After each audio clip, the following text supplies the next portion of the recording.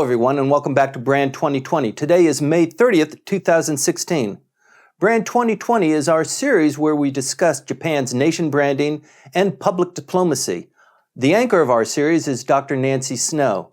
Dr. Nancy Snow is the Pax Mundi Professor of Public Diplomacy at Kyoto University of Foreign Studies. Welcome back, Dr. Snow. Thank you. I'm glad to be back, and hello, everybody. I've been away far too long. You've been on assignment to Ise-Shima. You've just come back today, haven't you? Yeah, actually, in terms of public diplomacy and nation branding, the month of May has been the month of 2016 for Japan.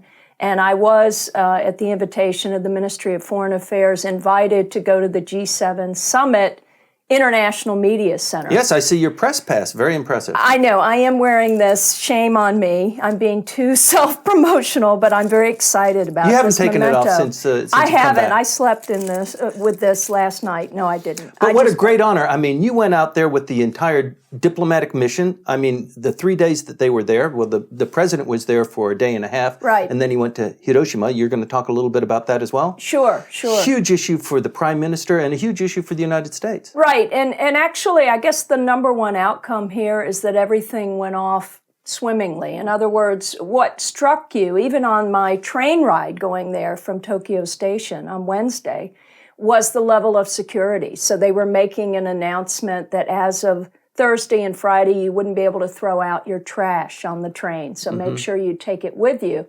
And then when I got to Tsu, about an hour outside of the actual location of the International Media Center, you could see a lot more security because you were getting closer and closer to Ise-Shima, the actual island where the leaders were.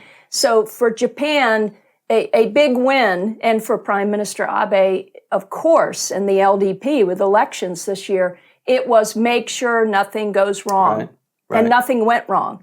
So to that extent, it was a great win. And of course, Obama's visit to Hiroshima, which we'll talk about, was huge in terms of the public opinion support for that visit.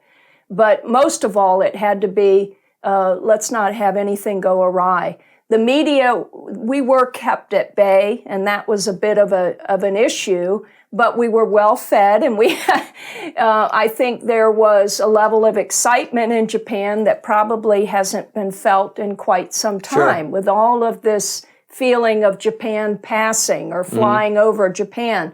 Japan was on the world stage, and Prime Minister Abe was on that stage as the host to the leading economies in the world and their leaders. So before we get into those issues, I'd like to go back to the security issue. And that became something of a story in and of itself, didn't it? I mean, the police presence in Tokyo and all over was just really, really massive, and it seemed to be a little bit of overkill. A lot of people who were coming in on the G7 delegation, perhaps they've been to Japan once or twice, not very deeply ingrained into what's going on here, but it probably sent a signal about what it's like to be in Japan and the branding that the Japanese were able to promote. Well, I think everyone should gear up now for 2020 with the Olympics. So we're going to see this, of course, magnified. But Japan is not Israel. I've lived briefly and taught in Israel. And when you land there, it's just normal to have the presence of soldiers around you, and they've got their guns slung over their shoulders. You get very used to it. That's really the wallpaper background. That's not what you expect here. You see the little police kiosks, the little boxes, and the guys, you go in there and you tell them if you've lost something. Right. But here it was busloads. It was along even our Phalanx, route on the bus, the media bus. You could see them at intersections. Intersections would be closed. And the press was sort of commenting about that, like, what's the likelihood this little town is going to have some kind of a terrorist action? But I think, and that was raised even at the press conference that MOFA would put on.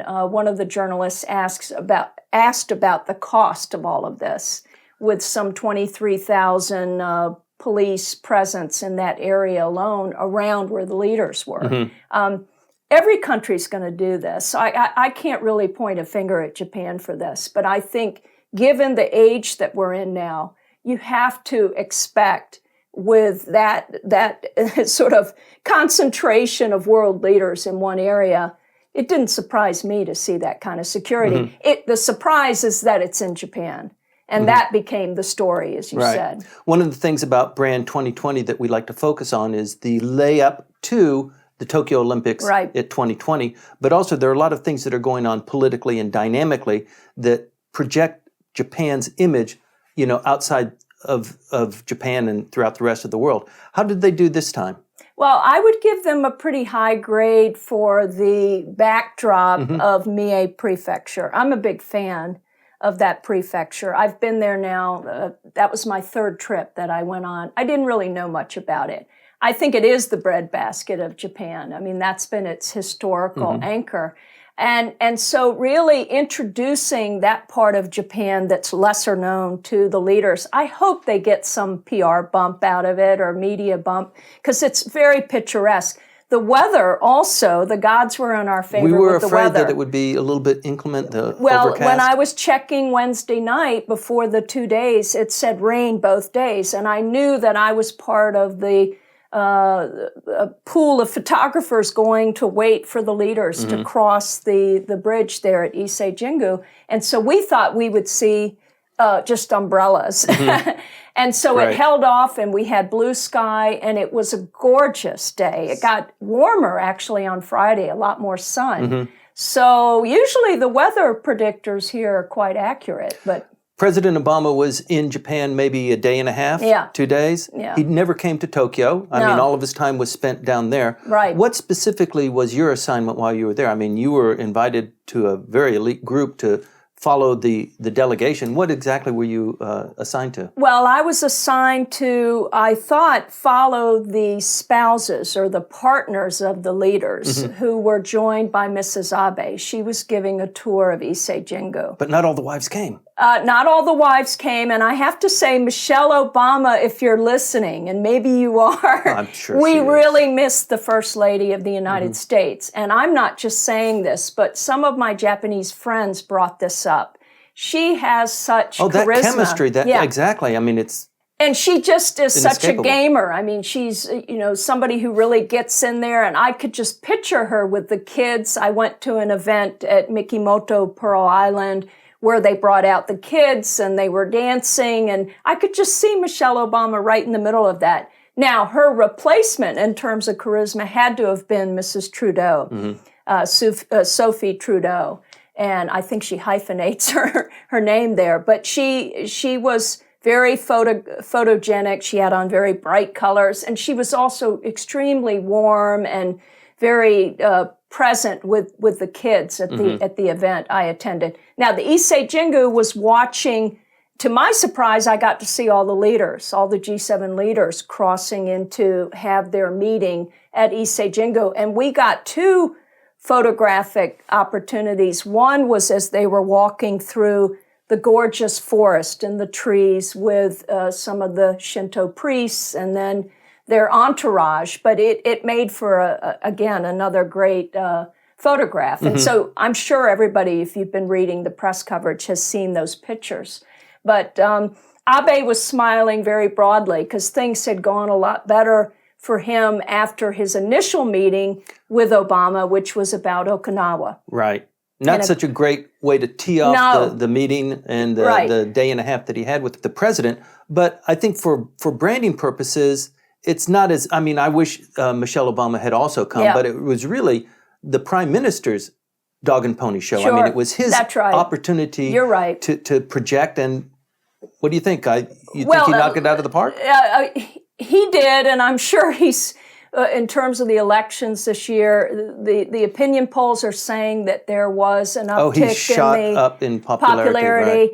Right. And certainly that's kind of what I would call the Obama effect. In the United States, we call it the Oprah effect. If you're a writer and Oprah says this is a good read, automatically you're going to get a lot more readers. And I think with Obama, the fact that what happened with their discussion Wednesday night did not go into the subsequent days. They could really just look relaxed with each other. And there was really no big news coming out of the G7. It was rather predictable. And because of that, no big news, then you could focus on the culture and on the dynamic and the atmosphere. And all that was terrific. the way I would talk to a lot of journalists about it. So I was sitting there and I was assessing their feelings about it, and they thought it went really well. One of my journalist friends said in terms of Obama's speech alone that people would probably be quoting from that for many, many years to come. Now, I thought it was a great speech. I also think it's part of Obama's legacy once he leaves office. So it's sort of the string from Cuba to Iran, these agreements that he's making in these difficult places where the U.S. has had strained relations. And then he ends, who knows what he might do in his last months in office. But I think Hiroshima is going to rank right up there, of course, with his Prague speech in 2009. It's unfortunate that this murder in Okinawa just cast a pall over their initial meeting. And also, it heightened the urgency of the governor of Okinawa, Onaga, to appeal to the prime minister and to the entourage to have a meeting with President Obama, which wasn't successful. Right. Yeah. And you can't blame him because, of course, that works to his favor. I mean, in terms of nation branding, you always have to break it down into its parts. So you have Okinawa's branding of place, and then you have Mie. And so I think, in a way, the Okinawan governor, I mean, credit to him for asking. Sure. He knew that Obama wasn't going to come, but it looks good in the eyes of his constituents because he's not intimidated, is he, by the leader of the free world? And again, I was surprised, though, by that initial visit because the verbiage I was hearing was that Abe was so indignant and he was really upset and kind of giving the U.S. president, a dressing down about Okinawa. That's what it seemed like, didn't it? And so I thought, well, this is not going to go well. Their whole body language will look different. But when they were walking in Ise-Jingu, it looked like, I mean, they were walking together. So the other leaders were walking by themselves. Right. So Obama and Abe came in together, and I think that was a bright and shining moment for sure for Mr. Abe. Well, for branding purposes, I know that dealing with the incident in Okinawa was, top on the chart for the prime minister with the election coming up. Right. So I know that was important, but it really took on just a life of its own. It did. It seems as if, in their press conference, it took up the vast majority of what the prime minister had to say. Sure did. And so I thought that would spill over into the days that followed, but it didn't. But it didn't. Thank goodness it didn't. Thank goodness. One of the things that I noticed, and you were there, so I'd like to hear your reaction to it. The president of the United States, the most powerful, individual probably in the world, he comes to the G7 summit, and he's got other leaders of the same class, but boy, the dynamics, you can tell there is a stark difference between him as the president of the United States and Mr. Abe as prime minister of Japan, and it struck me that, wow, this is real power. You can see this distinction. Right. And I'm wondering if you were able to kind of catch that vibe too. Oh, definitely. Actually, it's huge, isn't it? Obama and Abe, of course, were the last two to come into Ise-Jingu and where we were waiting, and we were filled with anticipation. And we first heard the Obama-san, we heard the cries from the crowd because, of course, from the distance? Yes, they were in that part right outside the shrine, the commercial district where you have all the cafes. And so they were just lined up. A motorcade that was coming through? Yes, and so they were watching as Obama arrived. And so we were hearing that through the forest. It was really something. I would have loved to have captured that on a microphone or something because then we knew. And then one of the guys in the pool said, "Here we go." I mean, it was really like, okay, this is the Super Bowl moment right now. Right, something different than all of the other G7 leaders when they're coming in. Sure. And I mean, they're powerful leaders too, but I don't think anything can compare. And also it really points to the special relationship between the U.S. and Japan. Right.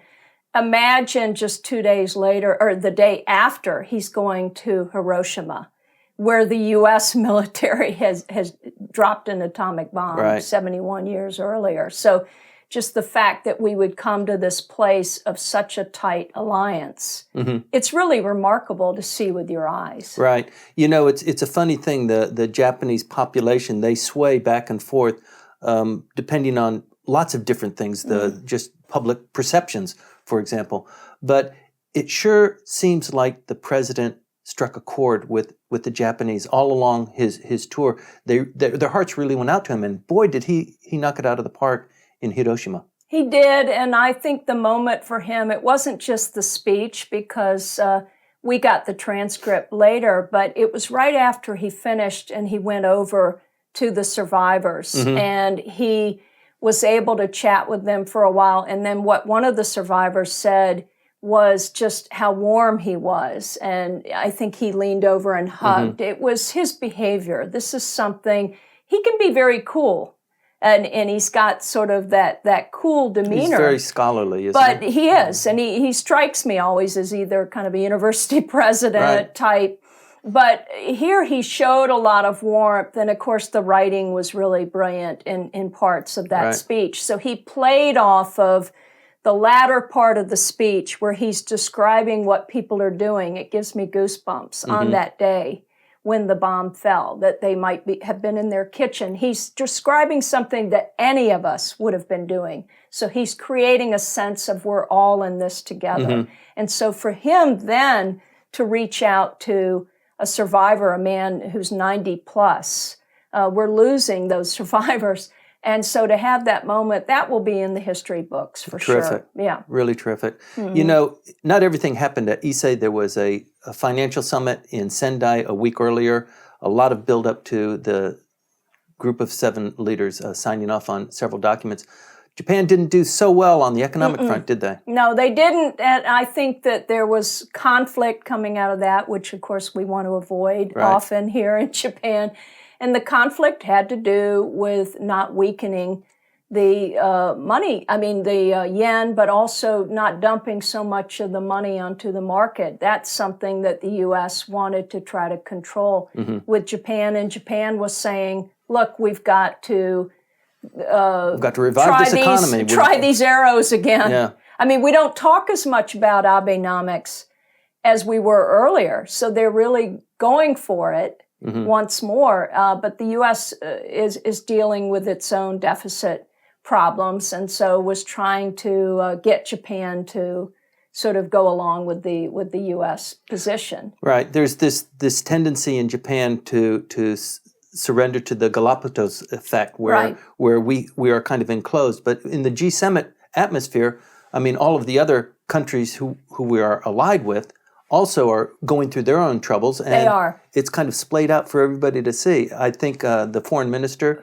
and the Bank of Japan governor did not succeed in convincing them that we need to do something here in Japan. Why don't you guys endorse it? Why don't you guys tell us, that you're following the same sort of principles? And that's not what they received. Yeah, because it's really hard to say how this year is going to play out. Is it really going to be everybody's economy going down, which some predict? Economists are never in agreement about that. But I think Japan feels like we're your harbinger for what's going to happen. We're the ones dealing with the low fertility. We don't have the advantage of opening up our borders to foreign workers. We limit that.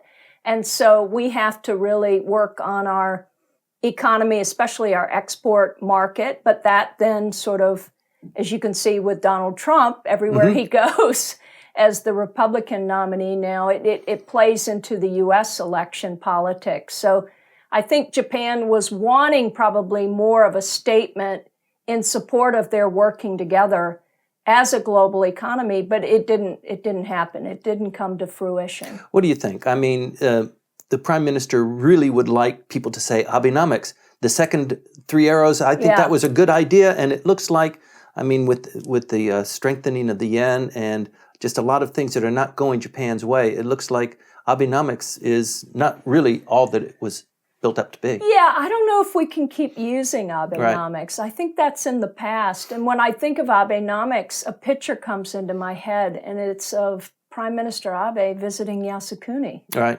I mean, that was December 2013, and now in May 2016, it's Ise Jingu. It's much more friendly Shinto shrine, the grand shrine that represents sort of love of nature and taking in the beauty of Japan.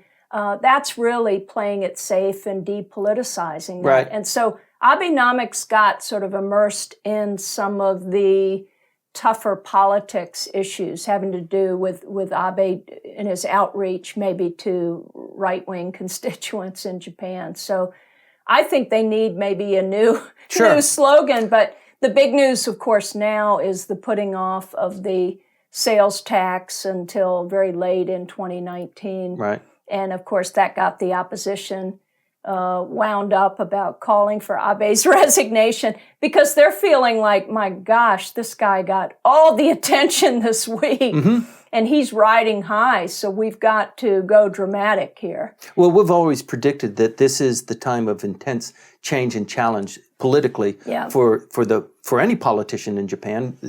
A lot of things are going to happen leading up to and prior to the upper house election. That's right. I think, Tim, though, the biggest winner besides Prime Minister Abe and President Obama out of the G7 has to be Japan as a culture superpower. What really impressed me most of all when I was at the media center, it wasn't just being surrounded by other media, although that's fun, but they built a culture annex for the world's press to go through and to be shown what Japan is doing in its high tech, including these moving vehicles, and also for people in wheelchairs to get around easily and cars. But they also showed the traditional culture. They showed they had a whole setup to try different types of tea. They had a Japanese garden. They use this wood from Jingu, which is extraordinary and has this wonderful sort of perfume to it, to create this culture annex. And then they had wonderful volunteers. They had young people. One gal who escorted me individually, she was from Taiwan, but she's on an exchange. She's an exchange student in Japan. She was assigned to you as a handler. You would go in and you would get a one-on-one tour. And I was so impressed by that. And I told the people there, including Mofa, I said, this is really the strength of Japan. This is something that everybody should see. So culture superpower, still economic big power, no doubt about it. The politics is where Japan, in terms of its nation branding, kind of gets in the way of the culture. Right, but people really don't, people outside of Japan really don't focus or care that much about it, right? That's right. So they're most concerned about what Japan is as a culture, how it appears to be as a place to visit, perhaps in anticipation of the Tokyo Olympics in 4 years. Yeah. What kind of a show it's going to show. Yes. And also we've got the Rio coming up that looks like that's up in the air too. So as a comparative model. Yeah, that's right. With Rio, of course, we've got the difficulty of the Zika virus, and people are worried about that. But huge branding issue for them, isn't it? Yeah, it is. And I wanted to show some of the things that I brought, by the way, because just to give a shout out to Mie, when you were there, all of the things that were shown predominantly were from that prefecture. So it's not only just so rich in seafood and in the beef and the food products, which are world famous, but also just in the arts and crafts. And it was really something to see. They gave us like this program here. This goes along with the exhibit, and it's Central Japan. It's the message that they want to send is tradition with technology, and basically that we create stuff that the world likes, and that's not only good for us, but it's practical. It's got a simple design that's very sophisticated, and you can feel good about using something that's made in Japan. Right. You got some candies too. Yes. Now, this is so cute because this is candy that was in our bag, and it's promoting the Ise-Shima summit. You could get chocolate. You could get all kinds of things. And it tells you about Mie Prefecture. Mandarin orange is grown on a large scale because it's a warmer climate. So you get a little bit of a story, too. And I think in terms of branding, it's always good. Get the story, the backstory. Right. The Japanese are very, very skilled at presentation. Where I see that there's sometimes a challenge is giving a foreigner the full perspective on what's the background, because the Western media ask a lot of questions. We want to know, okay, sometimes when did this questions. start? Yeah. Exactly. We want the whole landscape, and it's not enough to just enjoy the candy, Right. So we want to know the origins.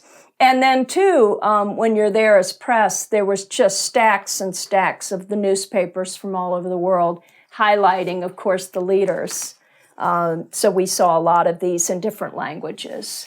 And that just put a real buzz on the whole thing. So, yeah. Ise is known as the spiritual center for Japan. Yep. What kind of vibrations did you get? What kind of promotions were there in the spiritual aspect? I got good vibrations. You normally do. You exude them too. So I think the weather cooperating, and also I haven't really heard the quotes from the leaders about their experience, but just talking to some of the journalists, they were really struck, if they hadn't been to that part of Japan, at how beautiful it is.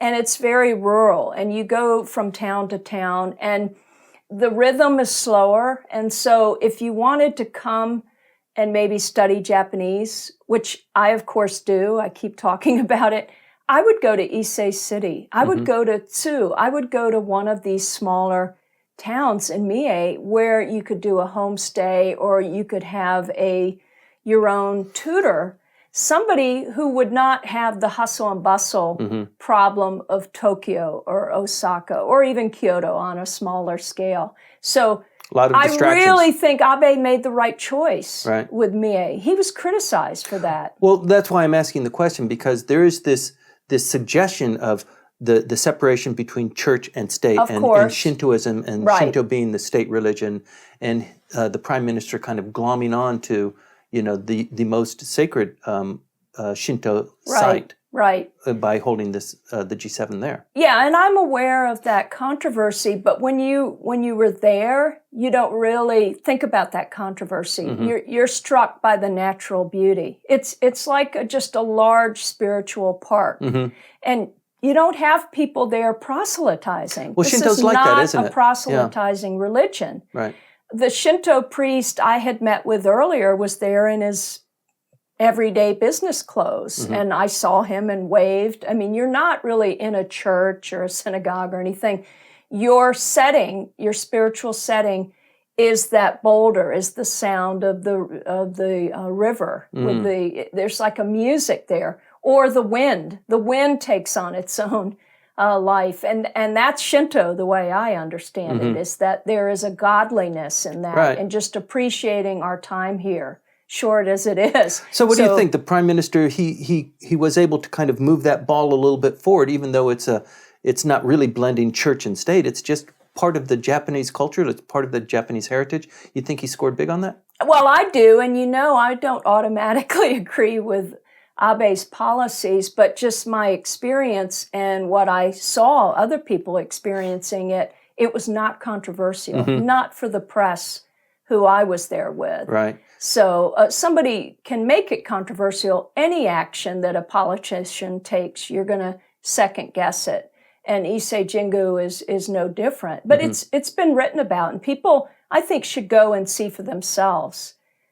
Is this, because of course it has a past, but there were a lot of aspects to this trip were about the present. They were about linking to the past, but not living in the past.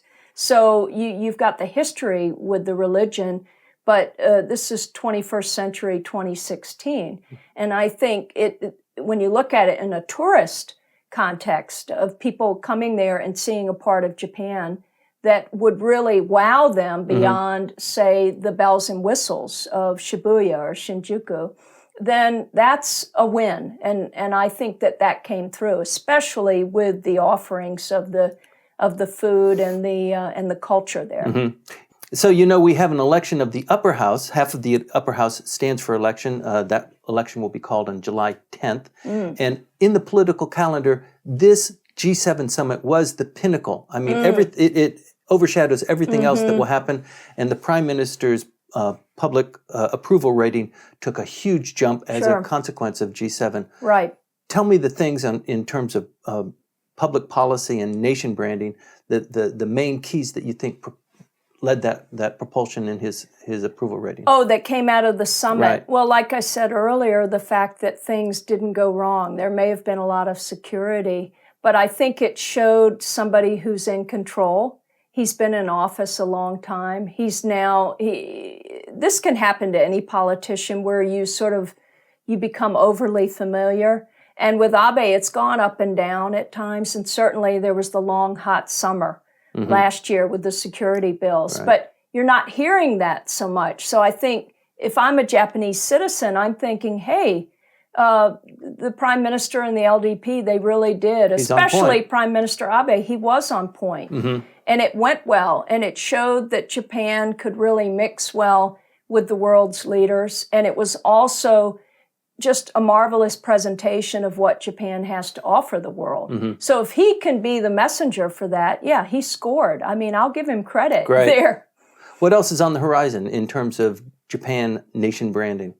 Well, I think that we will, there have been a lot of very negative stories about the 2020 Olympics, right? It was just a few weeks ago that we were discussing, or you and Michael, I'm sure, this possibility of some type of a bribing. There was, right, the $2 million. And so that was dominating the headlines right before G7.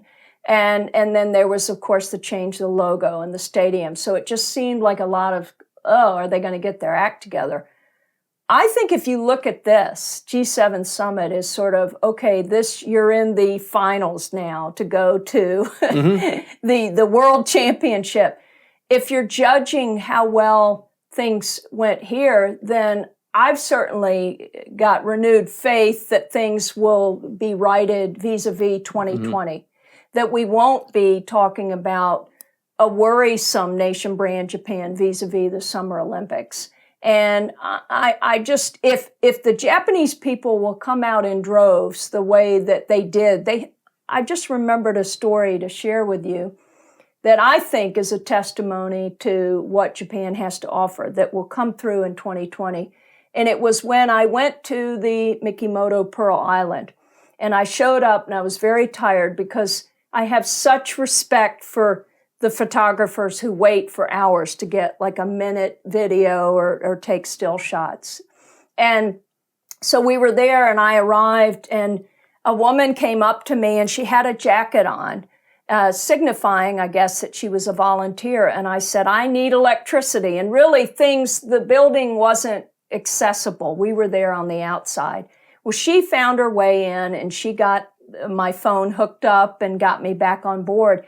And then I motioned for her to come over and I said, so what's your story? I always ask people. And she said, well, I'm so excited to be here. She said, I'm just a housewife from Nagoya, but there was a call. I saw an ad for volunteers to get involved with the G7 summit. And she said, I got training in English and I got training in omotenashi. How about that? And I said, listen, you've earned an A+ with me. I mean, she became like my BFF on the spot. She ended up working the line as Mrs. Abe and the spouses came through. She was doing interpreting. So she was just over the moon with that. Yes. And I said, when you say just a housewife, you got to drop the just. So I said, you are a cultural ambassador for Japan. And I will remember you. And when we got on the bus to leave, there she was standing. You know how we wave until everybody's out of sight. And she became my rock star there. So imagine that thousands of times over. This is what is going to make the 2020 Olympics so memorable. It's those people with that just natural warmth and affinity and that interest in who you are and being so helpful. She couldn't have been more helpful. Please stay tuned as we continue to focus on those aspects of Japanese culture and public policy that describe not only Japan to the Japanese citizenry, but also to the outside world. Stay tuned.